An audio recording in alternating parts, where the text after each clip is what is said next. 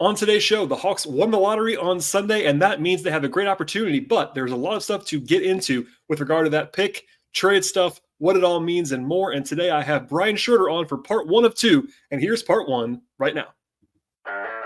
You are Locked On Hawks, your daily Atlanta Hawks podcast, part of the Locked On Podcast Network. Your team every day.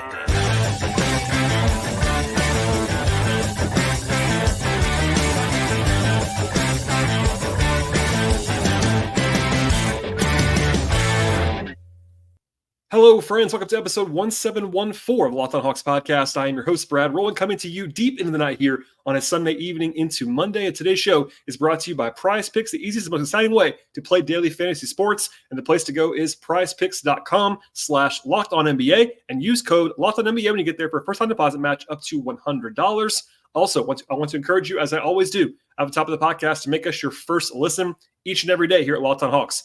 Check us out and subscribe on YouTube. Also like the podcast there as well. And then we're also on any of the audio platforms that you might enjoy. That includes Spotify and Apple, as well as Overcast. And today is actually part 1 of 2 with my friend Brian Schroeder joining me for a comprehensive wrap-up of the draft lottery, in which, yes, the Hawks won the lottery in unexpected fashion on Sunday afternoon. If you missed it, I did an emergency podcast, about 25 minutes or so, of just me reacting in real time, kind of off the cuff, more so than I usually would, but that was always going to be sort of the immediate reaction. And then we'll go a little bit deeper with Brian today. Brian is a legitimate NBA draft expert, does this stuff year round, and has been in front of the podcast for a very long time. So without any further delay, we'll get into part 1. And by the way, stay tuned for part 2. It should be available in the same podcast feed right away after part 1 is finished. But here we go with part 1 with myself and Brian Schroeder. I am joined once again by my friend Brian Schroeder, legitimate NBA draft expert. How are you, sir, on this post-lottery Sunday? Fine. That's the appropriate one of those coming off one of those weeks where I had like a stomach stuff and allergies in my neck, and coming off one of those weeks where I'm in my mid-30s and everything wasn't working for some reason. I am right there with you as far as that is concerned. But I'll start this here. Number one, you've been on the show before, and you'll be on the show again, hopefully in the future. I trust you implicitly. You are also, as you are wearing a Bears hat right now, you are also a Bulls fan. And I couldn't help but remember the play-in that just happened like a month ago between the Hawks and the Bulls. And there was this big split, as you might imagine, between Hawks fans that wanted to make the playoffs and Hawks fans that did not want to make the playoffs at the end of the year. Obviously, you couldn't look forward to you couldn't bank on winning the lottery, but the team, the folks that were rooting for the Hawks to make the playoffs are feeling pretty good on this particular Sunday evening after that all went. I'm somewhat joking, but I'd already asked you to come on the podcast before the lottery, so this is not a reaction to that. But I had a whole lot of other things planned to discuss. It would have been a lot different discussion had the Hawks not won the lottery, but they won the lottery. So I guess I'll start here. What do you make of this? Because you sent an interesting tweet out today that I circled, again, pre-lottery, about how people might not care about this lottery necessarily because it's not a huge – there's no Wemby, there's no Zion. We all know that at this point in time. But what do you make of like the impact here? Because the Hawks won this lottery that you were advocating as being more important than some others. It's more important because if it's a lottery with perhaps 1 or 2 stars, you want to get those guys. And like the Hawks, the thing with the Hawks is like they're not in a position. They're going to be. I mean, they obviously shouldn't take. And assuming that they're keeping Trey, which it may happen now. I don't know. I don't. I raised my hand. I would keep him. I don't know if they're going to. That's where we are right now. But assuming that other than like, well, that probably takes them out of maybe taking Rob Dillingham. Agreed. In the top 5. Other than that. And even then, if you can trade him, you do not draft. I don't want to say you shouldn't draft for need in the lottery, because I think there are some teams where, like let's say the Spurs, if they'd only had number 8 and one of the point guards was there, take him. You have to take him. Like you have to. It's like with it's to be a football now. It's like the Vikings getting JJ McCarthy, where it's like they had to get somebody. They had to get somebody. You couldn't not have a quarterback. Now, granted, that's a different. I mean, that's a much more important position and a different philosophy. But other than that sort of scenario, you don't draft for need in the NBA. You do not draft for need in the top 20. At number one, you definitely don't draft for need. No, you don't draft for need. So, and if the Hawks, and I can't say what they think, in my opinion, there's one guy at the top of this draft. There's Alex Sarr. You take Alex Sarr. We're gonna talk about him in a second for sure. but like them in particular, like this is a sort of draft. If this is a 1 or 2 star draft and they get that star, for all their issues, they're not a bad basketball team. No. They're not a good basketball team, but they're not they're not rebuilding. They could retool a little, and if they trade Trey, that's an interesting retool. But like it becomes a more of a rebuild if they trade Trey for sure. But yes, they're not rebuilding right now. They have guys. Like they have guys that they like. They have guys that they're building around. And so like it could really be a lottery a draft where they kind of set themselves up to become another 45, 50, 55 win team in the future. That'd be the hope. And I find that very interesting. That's an interesting team. It'd be like if the Pacers had won last year. You're like, well, I mean, they've got – because the issue with this kind of draft is that even though I'm a big Sarr believer, I think at best he's like his absolute peak. I do have a Chris Bosh comp, but I am higher on his offense than you'll see because he was a bench center on a team that was trying to win an NBL title. He's not playing. He was not a focal point of that offense. He was not getting plays run for him. And he still had 20 points per 36 on like 64 true shooting. Like he was still fine. He was sufficient. But that being said, I think his best case in the NBA is something in the Evan Mobley, Nick Claxton, Jaren Jackson mold, and none of those guys are number one options.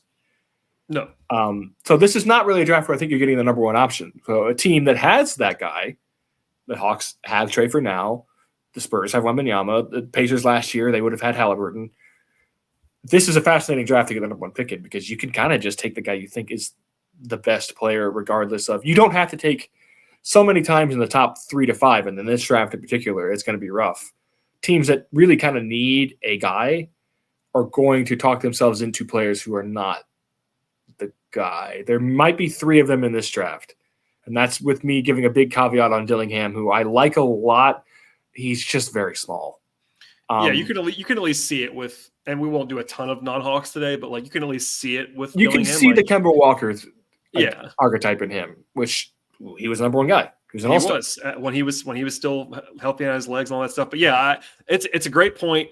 I think that especially people that are, and you know this, I'm not necessarily podcasting for these people, but there are lots and lots and lots of people who are interested in this who maybe never seen Alex Sarr play or have seen Alex Sarr play for 5 minutes on YouTube. You know what I mean? It's even double the case now because this is not an American college player. He's playing in the NBL. You got to like go out of your way to watch him.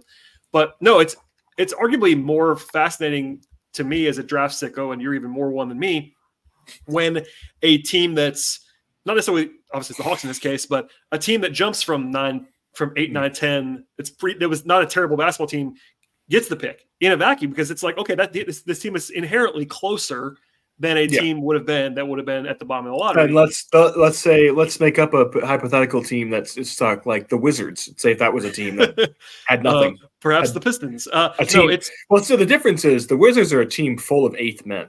That's true. The Wizards have just a blank. They basically have a blank canvas. It's like Bilal and Denny blank canvas. The Pistons theoretically have Cade, Duran, Sarr, Jaden Ivey. They just have the roster construction is a nightmare. They hired a coach who may or may not be trying to get himself fired.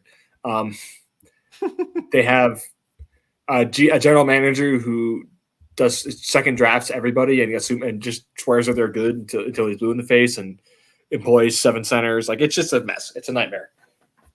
But the talent they have should be good. You would think. Today's show is brought to you by PrizePicks. You get on the playoff action right now when it's 100 times the money at PrizePicks as you and the world's best players take the game to a new level during basketball's postseason. That's right. For example, turn $10 into $1,000 with an entry today on PrizePicks, America's #1 fantasy sports app. They have something for every kind of sports fan, from basketball to hockey to League of Legends and everything in between. Also, PrizePicks is the best way to get on the action in more than 30 states across the country. That includes Georgia as well as California and Texas. PrizePicks also offers injury insurance, so your interest can stay in play even if one of your players happens to be injured. And it's really simple to play there as well. You can make your picks in just a minute or less. It's that easy. It's just huge for me as well, because it's one of the big reasons why I love PrizePicks and I've played there for quite some time now. They have quick withdrawals, they have easy gameplay, enormous selection of stat types and stats in general that will help you make PrizePicks the number one fantasy sports app in the marketplace. So download the PrizePicks app right now today. Use promo code LOCKEDONNBA for first time deposit match up to $100. Again, download the app and use promo code LOCKEDONNBA when you get there. Pick more, pick less. It's that easy with PrizePicks. You mentioned already, without me asking, because I think you knew I would probably ask you about what the Hawks' range should be here. Because one of the talking points in this class for a lot of people is that there's not a true number one. I'll let you respond to that too. But also, like, let's say for whatever reason they don't like Alex Sarr that much. How big of a range? Even I want to almost take yourself out of what your own board would be and almost more into the practical. Like, how many players could you even possibly see the Hawks taking at number one overall? You're going to see the Ricochet stuff, and I'm just not. This is going to sound strange because I am one of the biggest fans of this player that there is. I own his jersey. He's just Otto Porter. And Otto Porter would be a good player, not necessarily what you're looking for number one. He's Otto Porter, but less consistent. Oh, gosh. Otto Porter, but he goes through these streaks where he's like he'll shoot 25% from three for 3 weeks, and then he's a 35-40% 3-point shooter, but he's one who goes. 1 week he'll be shooting 45%, and next week he'll be shooting 20%, and like that's fine. That's how shooting works, but that's like a spot up shooter. That's like what KCP shoots. That's what that's not a guy. It's not a guy you're building your offense around, and like. You'll see the Batum comp for him. You'll see the Michael Porter Jr. comp. He's not even close to as good a shooter as Michael Porter Jr., and he's shorter. Porter pre-back injuries and all that stuff. I do. There was a stretch, and I think ESPN still has Ricochet number one on their board. There was a stretch, though. I know you remember this, where like there was a week. You're talking about a hot streak. There was a week or two, maybe a month max, where he was like suddenly zooming on everybody's board. And it was because he had this really good shooting stretch in a lot of it. And that helps. And look, just for people that don't necessarily know who he is, he's what, 6'8", 6'9"? He's probably 6'9". 200-ish pounds, skinny forward, has good shooting numbers. He was efficient this year. But, if you're telling me that your comp is Otto Porter, I think people are going to recoil. Now, I will at least say out loud, I know you like Otto Porter. You mentioned that. You're talking about healthy Otto Porter, like before all the nonsense, like younger Otto Porter, who was actually a really good player, who got paid $100 million at one point. Yeah. So I'm not that comp does not sound as bad as it actually might sound to some other people. But that's interesting for sure. That's the guy that you're going to hear about, like you reference. The comps this year are pretty dire, honestly. Well, they are, and we mentioned Dillingham before. Look, I don't have intel yet. It's very early. We're recording this literally the night of the lottery. I'd be pretty shocked if they drafted Dillingham, just for the obvious positional reasons. Even if they were to move on from Trey, they've got DeJounte. They just drafted Kobe Buffkin. Like, I don't think that they're going to do that. You would do that if you think he is an all-star. You'd have to have him in a tier by himself. That's the thing. Yeah. And for me, it's hard to see that for me. Even if you had him in a top tier, I could kind of see that more. But having Dillingham in his own tier would be aggressive to me. Yeah. So I'll just throw out another name of guy that I know you like. What about Nikola Topic? I might be at the point where I'm moving him. I'm changing it. He's going to be in the second tier because he just isn't. He hasn't looked right. His knee for a while now. I don't know what's up. But he's the other guy that I think could potentially have. He's already proven that he can be he was the number one option on a professional basketball team at 18, and like it was very productive. It just may be the second half of the year just kind of a lost year for him. He hurt his knee, but he didn't have surgery or anything as far as I know. Is he a point guard to you in the NBA? He is a primary. Yeah, I think so. So that creates some interesting. That creates some Hawk stuff. Not that you couldn't take him, and we just talked about. I'm not ever saying that you shouldn't take the best player, but if all things were equal or the tiers are the same, do the Hawks lean in a direction of a guy who you could describe as a point guard or a lead creator when they already have Trey, or they already have DeJounte if they don't want to have Trey, all that stuff. I don't know. I like Topic too, just people that don't necessarily know who he is. 6'6" maybe. Yeah. Played for Mega this year. Long arms too, near 7 foot wingspan. So that's, an intriguing player. And I tend to like big creators like that in a vacuum. Not the best athlete in the world, I wouldn't say. He's fast. Very straight line. He's not a terrible athlete either. The comparison I've made for him athletically a lot is he's taller than Dragic, but Dragic in his prime, who was one of the fastest players in the NBA for 5-6 years, was quite good. The issue is he's fast through the hole. He's a one cut running back, let's say a Donovan Edwards. But nice. a guy who is he's not a really side to side shifty guy, not super quick, I would say, like Dragic. But if he gets to the hole, he's through it and he's going to score. Excellent layups, finisher guy. Excellent, very, very good, just manipulating passer, side to side passer, skip passer. Honestly, to me, for all year, I've wanted him to go to the Spurs. He's a guy who will, if Wembanyama can make space for him, he will take advantage of that. Super decisive. The issue is he's not a very good off-ball player. He's a guy who's never needed to shoot, so he's kind of not used to it. Which would be a question in Atlanta again, not to say it again, but and the other thing I was going to ask about defense too, because that's the other thing for the Hawks. They can't really afford another guy who's a question defensively. I think he's a question. He's 6'5", he's a point guard. It's hard to be bad at that size. Spencer Dinwiddie's the guy I use a lot for comparisons because he's just kind of a baseline guy. Even he's not horrible. He's just not very good. Yeah, you kind of have to try to be bad. But the lateral quickness is an issue. He's not vertically very explosive, so he's just not going to be a guy who's making a lot of plays defensively. He just needs to learn to get out of figure out where to be and just not make mistakes. And I think he's also 18, very young. No, I find myself liking him quite a bit more in a vacuum than for the Hawks. If they move on from Trey, they move on from Trey, I think it's got to be Sarr, Topic, or Dillingham. I do think in a world, again, this is not a world that I would be trying to do, but if the Hawks just decide or Trey wants out or whatever, I would have there would be some appeal to me to a future of a Topic Buffkin backcourt. That would be very intriguing to me. Now, what's perhaps more intriguing, is a Alex Sarr, Jalen Johnson frontcourt. I was purposely trying to save Alex Sarr for the last guy we talk about. We can get to him. There's not one else really to talk about. I was gonna bring up. You mentioned. I know you have Ron Holland fairly high. At least you have had Ron Holland fairly high. That's a guy that I found myself liking a lot. I was going to be championing Ron Holland if the Hawks did not have the number 1 overall pick in the draft. Yeah, but here they are at number 1. I wouldn't take him there. But he's been mentioned. Let's just lump them together. He and Modus both were in the Ignite program this year. Weird context. What do you make of them? Again, we're not advocating for them. I'm trying to get all the other guys. It's not a coincidence that all the Ignite guys, all the prospects, all had horrible, they were just horribly inefficient.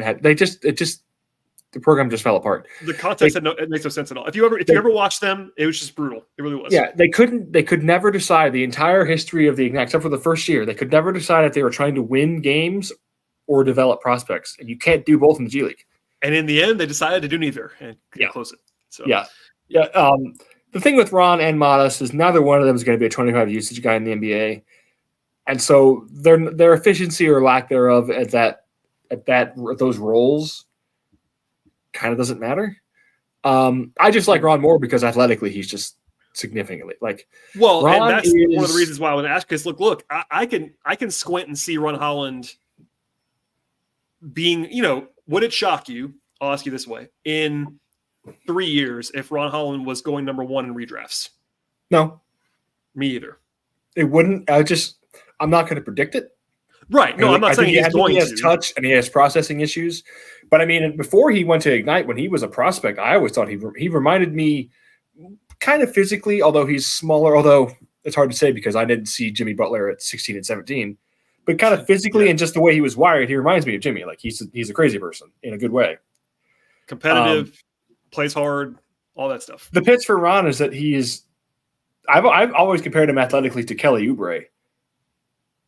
And like maybe not so much in his game, but like Kelly Oubre is an elite athlete. Kelly Oubre is a 90th percentile NBA athlete. He's a great athlete. He is. He just kind of looks like that physically, like the same build. But Ron the pitch really is he's still kind of raw. He was a power forward for his entire high school career. Now he's like a 2-3. I was gonna say he's not power forward size either. I mean, he's 6'6". Could he fake it there in the NBA? Maybe, but not. Could he play there in smaller lineups the way Yeah. But even then, he's not even like as big as Jalen Williams, who's kind of a part-time power forward. But the pitch for Ron is that he's super athletic, super young, and like wired like he's off court like a perfect. Like I don't know how to describe it. Like he will crush interviews this year. Yeah, I could see him. There was this weird. I'm sure you saw it. There's this weird split where like. Some of the more not all the mainstream, but you know what I mean, had him lower. Like I think ESPN had him like almost out of the lottery at one point, and I was like, "What's going on here?" And then the NBA put out their guidance for pre-combine, and he was in that 7 to 10 range. I was like, "Okay, that makes more sense." I had him even higher than that. I think you might too. He's a top 5 guy for me, at least right now. But look, he's the guy. It's not as simple as this, but he kind of looks like a, one of the questions I got today, people that have not been paying attention about this draft so far, Hawks people were like, is there a two-way wing we can take? Literally that. And it's like, well, Ron Holland looks like that guy. And in a vacuum, if you said 6'6", 6'7", really athletic, plays super hard, wing guy, that would be appealing to the Hawks in a vacuum. That's part of why I like him too, but it's also like the package that every team is looking for, including what Atlanta kind of needs. Today's show is brought to you by FanDuel Sportsbook. It's where to take all time now in the NBA and NHL. FanDuel is giving you a shot to bring home a big win of your own. FanDuel is America's #1 sportsbook, and right now, if you're a new customer, get $150 in bonus bets guaranteed. That's $150 in terms of dollars you can bet on hoops, baseball, hockey, and so much more. Bet on all of your favorite baseball and basketball players and teams with quick bets, live same-game parlays, exclusive props, and much more. The app is really easy to use. They have everything that you're looking for across the sports betting space. That includes over-unders and money lines, player props, future bets, game props, and much more. The app is safe. It's secure. They cover the entire range of sports as well at FanDuel. That includes the NBA, the WNBA, NFL, college football, MLB, college baseball, golf, tennis, soccer, auto racing, boxing, MMA, and much more. And now is an awesome time to sign up with the folks at FanDuel Sportsbook. And all you need to do is visit FanDuel.com/lockedon. One more time, visit FanDuel.com/lockedon and make every playoff shot count with FanDuel, America's #1 sportsbook. With me this year, I think there are reasons that I wouldn't take him top 3, even though I have him 3rd.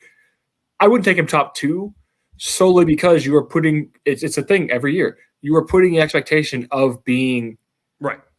Like the big issue with him at the Ignite was just that they gave him the ball all the time and were like, "Here, go create." And it's like he's not good at that. Yeah. He couldn't really do that very well against high school players. He's not going to do that against grown men.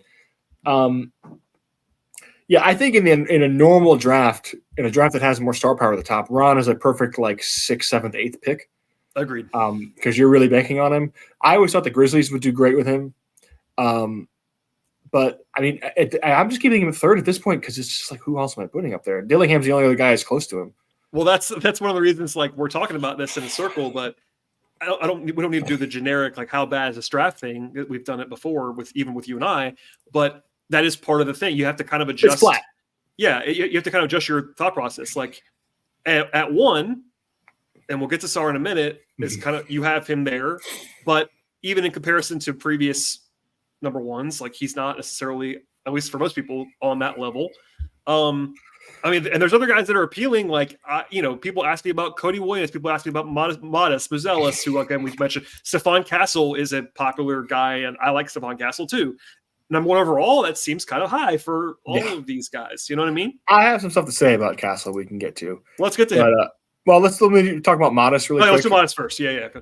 Modest is sort of similar. Like he's interesting because he is 6'9", 6'10". I actually have always thought his positioning and timing and ability to switch defensively is really good. He's just not he is physically like He's the Franz so Wagner. The Franz Wagner comments going around. Franz was even freshman. Franz was 20 pounds heavier. Like Modest is 180 max, 6'9", 180. 6'9", 180 is like extremely skinny. Yeah, flat wingspan. He's a good athlete. He's more just kind of tall than he is a good athlete, but he's just not physically strong in any way, which means it doesn't hurt him as much. People talk about that with defense, but like Jaden McDaniels is not strong. Like there's plenty of defenders who are thin, wiry guys who just move really well and use their hands and disrupt. For Modest, if he was 210, I would feel confident about him as like a creator.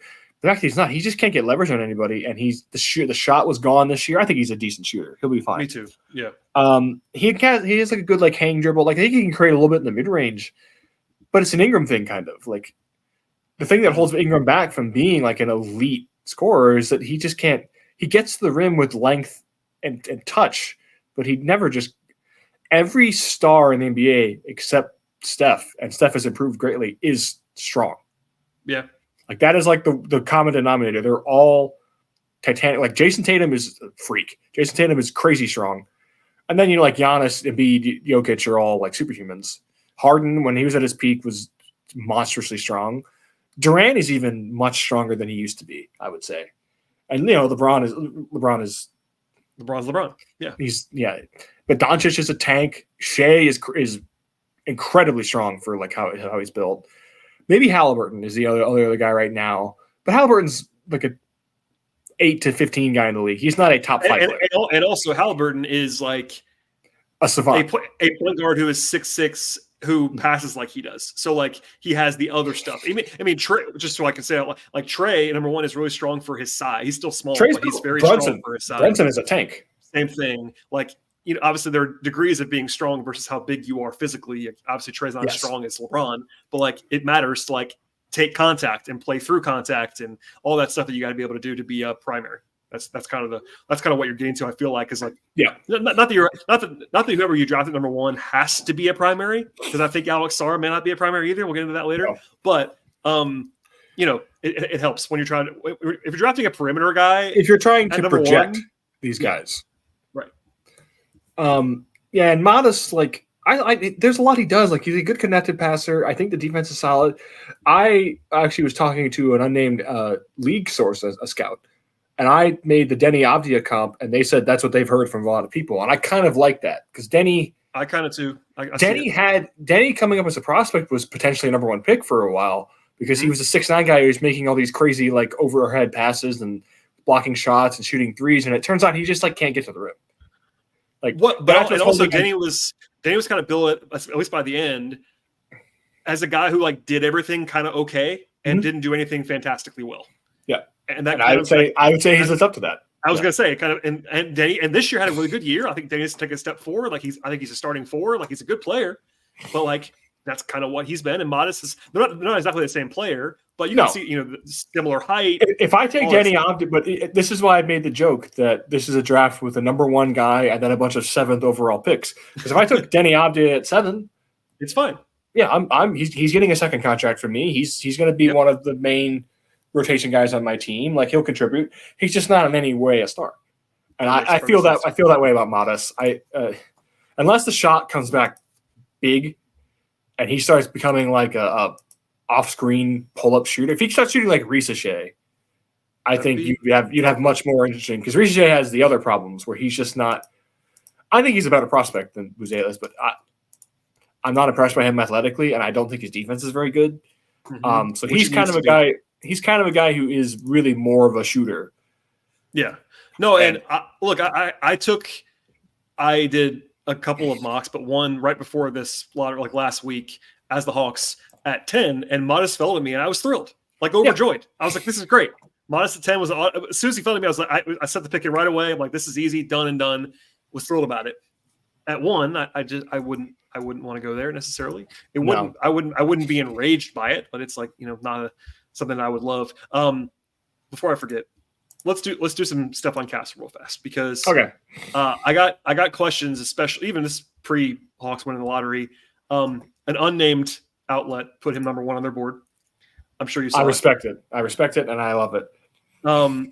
I like Stefan Castle a lot, to be honest. But why wouldn't he be up there? Like what is the concern? He's not a scorer. Okay, so he was in high school. He wasn't an efficient scorer. He was a guy who kind of just drove into people and hoped to get to the rim because he's 6'6", 230 and is a monster physically. But he's not a guy who's like a big touch guy. He's just not. He's never going to be a primary scorer. The pitch for Stefan Castle, and I have him at 10. The pitch for him, this happens every year. Every year during the playoffs, every fan base is like, oh, I wish I had Josh Hart, a Josh Hart style guy. But then when Josh Hart was a prospect, it was like, oh, but he can't score. He's not efficient. And it's like, outside the top 6 or 7 in most drafts, I don't care. Give me a guy who makes winning basketball plays. Stefan Castle is a guy who makes winning basketball plays. He's a monster. You're preaching me right now because it was funny. I thought Hart was underrated as a prospect. I advocated for the Hawks to trade for Josh Hart like 2 or 3 times when he was in LA, and I was like, go get that guy. And I'm not saying he's gonna be Josh Hart is averaging like 12 rebounds a game in the play. Like, I don't know if he's gonna be that. But Castle is 6.2 on a team that had Klingon and Caravan. Like, he's a good rebounder. He's a good guard rebounder. Okay, so what's the scoring is interesting. Is there a way for Castle, given his 6'6", 6'9" wingspan kind of thing? Like, there's the thought that he might be a point guard. I don't really see that, but he could potentially play a little bit. I think he has the reads for it, but he just doesn't. I don't think he's going to generate pressure at the rim. The rim pressure. Well, okay, so counter to that then. What if he shoots? Now he's not shooting now, but if he was a okay shooter, would he be a top 5 guy? Yeah, I think he probably will be an okay shooter because, again, the other guys like I've always thought he reminded me of are Marcus Smart, D'Anthony Melton. And those guys could not shoot when they came in the league. And he's bigger than those guys. Yeah. Well, he's at least taller than Smart. Taller, I should say, yeah. Smart is 800 pounds, I think. Yeah, Marcus Smart will run you over, speaking of strong guys. No, there's been a big split that I can see on Castle. I don't think he would be in play for me at 1. No. There's a few, and I think this is not likely to happen. There is a scenario or 2 or 3 where the Hawks trade back and get, not just to trade back for trade back's sake, but somebody goes crazy and tries to trade up. The Spurs have 4, 8, and the Hawks picks they can offer. If that there's a potential partnership there, that's definitely fruitful ground potentially. But if they start moving back, then there's a bunch of guys, like to your point of this whole segment, basically, all these guys who would be great 6 overall picks start to look a lot better at 4 or at 8 or 6 or wherever it is than they would be at 1. The other name I have for Castle is Cason Wallace. Okay. And Cason Wallace, same thing. Last year was a really attractive late lottery pick. This is why I'm hoping he goes 10 to 15 because I would put strong money on every year there's a Pajemski. Every year there's a Cason Wallace. There's a guy who was not drafted highly. Part of the reason is they're not drafted highly. But like I would put strong money on him playing the most playoff minutes in the next 2 years of anyone in this class. Because like any coach, as long as he can shoot in the low 30s, as long as he can hit some, as long as he's not a guy that just be guarded. Be guarded some. Yeah. He's going to be deflection. He's going to get deflections. He can guard 1 through 4 for most teams, unless they're, like the Wolves or the Cavs and they're playing like a 7-foot guy. He's just too small. Yeah. But like if the Jay Crowder type 4s, he can guard those guys. They're not going to run him over. He's too strong. He's a freak. Maybe faster point guards. I think he didn't contain super great, but he's 6'6", 230, 6'9" wingspan. He can do that, I think, down the line. And has awesome feet. And also he gives a shit about defense. Like he's going to defend people. He's a crazy person. I'm with you. That's why I worked. That's why I worked at UConn. I mean, I know college is different, but they run a lot of great stuff at UConn, and he was able to fit in and really help them as a freshman on a team with a bunch of guys who were ready to go. Like yes, is what it is. I am taking Stefan Castle, feeling pretty confident that if my team is in the playoffs, he will be playing in my rotation. If the Hawks had ended up at 4, like so, there was this brief moment in time where they were we knew they were going to be in the top 4 before they won the lottery. I started thinking, okay, what if 3 or 4? I'm doing little minis. If they had been 3 or 4, Castle would have been right on my radar, along with Holland and Bazell, all these guys. Just not quite at 1, but There you go. All right, that is all for part 1 with myself and Brian, but part 2 should be available in your podcast feed of choice right now. So go ahead and flip on over to that one. Anywhere you might find your podcast, please subscribe to this show as well on Apple or Spotify or Overcast, as well as YouTube. Please leave 5-star ratings and reviews. You can follow the show on Twitter at Locked On Hawks. You can follow me there as well at BT Rowland. I also write about the Hawks and sort of create some more content about the Hawks and the Braves at patreon.com/BT Rowland. Thanks for listening, everybody. We'll see you for part 2 next time.